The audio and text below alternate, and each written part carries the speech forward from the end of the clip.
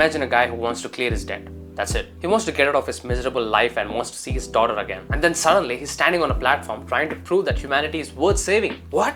Since when was he the representative of mankind? That's the major flaw in Squid Game. And if you make the same mistakes in your short film like Squid Game did, you probably might lose your audience at the climax. My name is Rahul and I made 4 short films on this channel so far, and one of them even won the Best Short Film Award at my college. But before I made those, I wrote a full 6-episode series when I was 15 years old, and I made the same exact mistake Squid Game did. By the end of this video, you'll be able to write character arcs that feel personal and hit hard. I'll break down the flaw, the fix, and how you can apply it today. Like I already said, when I was 15, I wrote a 6-episode series called Cold-Blooded. It started strong. It was about a guy who was selfish in a post-apocalyptic world invaded by aliens, and he just wanted to have his dog. Over time, he bonds with people, he loses his dog, he loses people, and things start to change. And then boom, episode 6. Now he's saving the whole world from an alien race with bombs and tech. Looking back now, that was my mistake. The character's arc was small, intimate, personal, it felt real. But I made the ending too big, more like Hollywood big, because I thought big meaning impactful. What other higher purpose could a person have other than saving the world? But the audience wouldn't care. They weren't connected to the catastrophe, they were connected to him, the protagonist.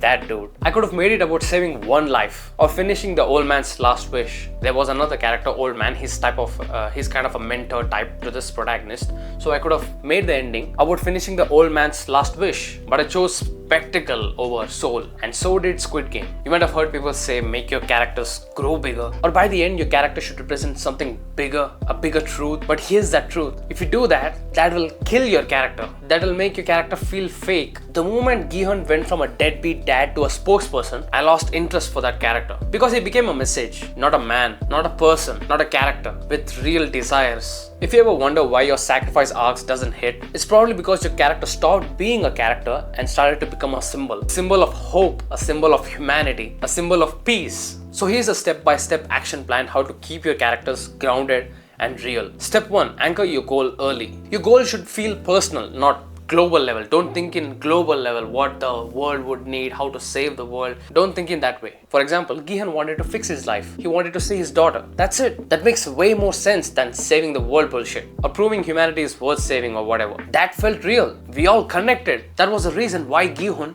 felt real, like an actual person. Suddenly switching to humanity has hope felt forced. Step 2, if the goal changes, it must come from the pain, not from a random conversation with an old lady or some symbolic plot shift. Show why he needs a new purpose and don't just hand it to him. Like for example, in Cold-Blooded, the script I wrote when I was 15 years old, I could have given the protagonist the old man's final mission to protect someone. That would have been way more interesting than to have him save the whole world with some bombs and fight against the alien race. And 3, sacrifice must resolve the personal arc. Gi-hun didn't just die, he fulfilled 2 of his promises, proved to himself that humanity wasn't corrupt, and second, kept his word to that pregnant girl. That's why his sacrifice still hits. Even though I hated him representing the whole humanity bullshit, his actions still connected to his original arc. Number 4, ask yourself, why would the audience care? If your climax only looks good on paper, but the audience doesn't feel it, you failed. Make them care about your character's belief, not your meta theme like good versus evil, humanity versus aliens, black versus white. Don't just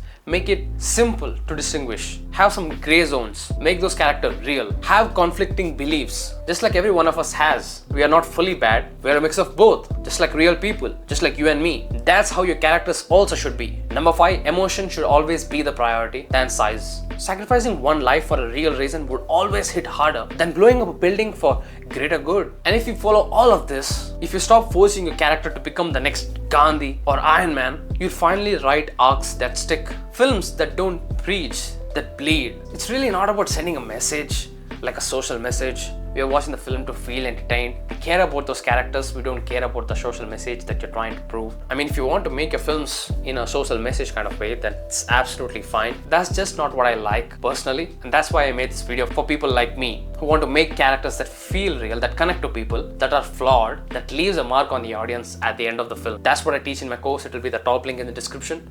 Go join it. I forgot to mention one thing, that my full storytelling course will be priced at just 100 rupees or little over $1 for this week only. So if you're still tired of writing forgettable, shallow ass scripts, trust me, this will absolutely change the damn game. It'll be the top link in the description and you're literally one click away from writing the best short film yet, all for a price of a little over $1.